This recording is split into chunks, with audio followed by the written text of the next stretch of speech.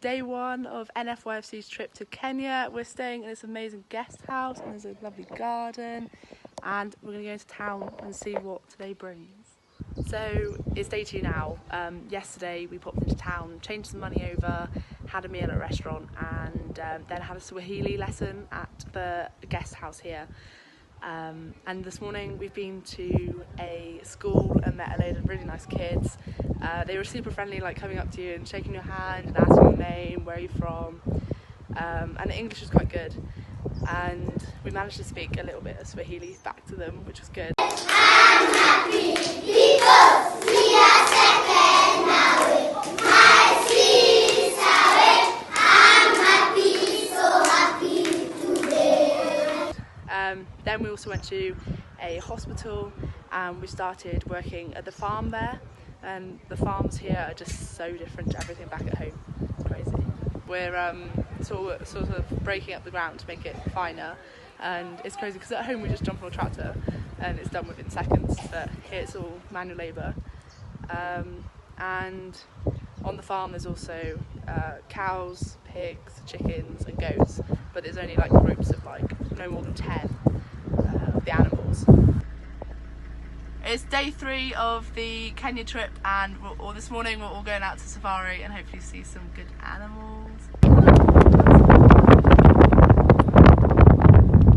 So the day after safari we went to a tribe in Samburu and a animal rescue near Mount Kenya, and this morning we're back at the health centre on the farms. Our group is planting carrots, and over there they're doing spinach and some cabbage.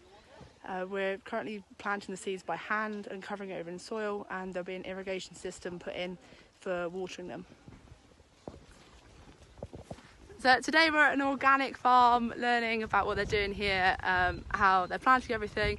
It's a lot bigger than the farms we've been on at the school and hospital, but we had a lovely lunch with the safari in the background, and now we are having a little horse ride through the plains, through the bush, and it doesn't get much better than this, to be fair. So today we are visiting a forest, going for a hike and swimming in these wonderful pools behind me. It's a bit of a fun day. So today it's Friday and we're out doing a medical outreach in the middle of nowhere.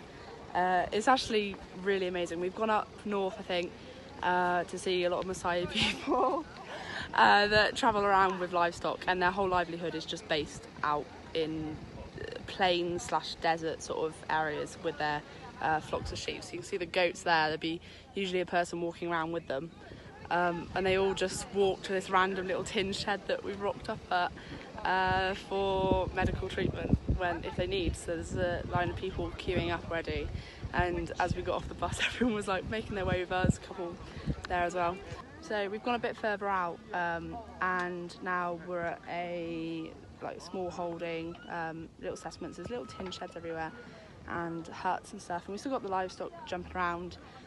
These people are Maasai people still, and there's loads of children suffering with gibbers here, which is like a parasite that comes from the dirt into their feet, and it basically eats away at the flesh of the feet, and we're washing the feet, putting them in hydrogen peroxide and putting Vaseline on top to seal off the feet.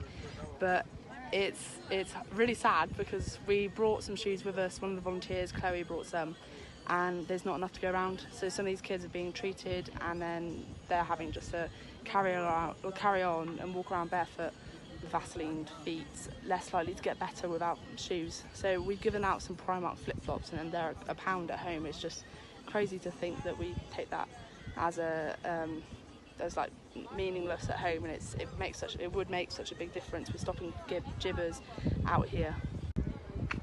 So today we're at a primary school day, and in the primary school farm. This farm's a lot smaller than the hospital one, and there's a bit of a fish pond that's dried out behind me.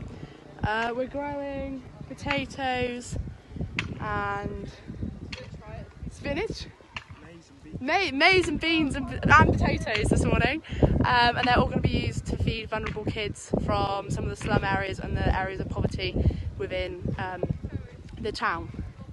Just like in the hospital, how they use the produce to feed the patients there. As you can probably tell from the more familiar looking cattle stood behind me now, I'm back at home on the farm in England. Since my YFC trip, I actually stayed on for an extra 2 weeks to do wildlife conservation out there, outside of YFC, and worked with endangered species, as well as building eco-stoves in communities to reduce poaching of firewood from the Conservancy. We've kept in touch with some of the workers out on the hospital and primary school farms that we were working on. Some of our crops have unfortunately died, but the majority of them, like 90%, have been successful and are already being used to feed some of the people in the hospital and the school.